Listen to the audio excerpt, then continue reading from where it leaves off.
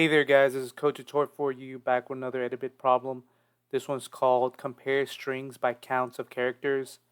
It says create a function that takes two strings as arguments and return either true or false, depending on whether the total number of characters in the first string is equal to the total number of characters in the second string.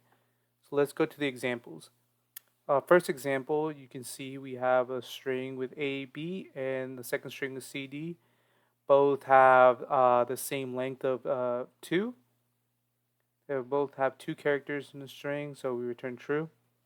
And the second example, as you can see, we have 3 characters in the first string, and in the second string we have 2 characters, so that's false. And then as you can see in the last example, hello, we have, was that 5 characters, and Edabit has 6 characters, so it is false. Let's go to the code tab. The way we're going to solve this is, well, there's a function called len.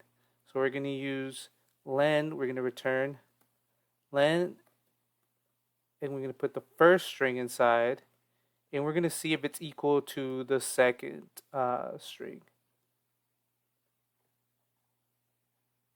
And it's going to return true if it is equal in length, and if not equal in length, it's going to return false. As you can see, it passed all the tests. If you want more coding solutions, don't forget to like and subscribe. Thank you.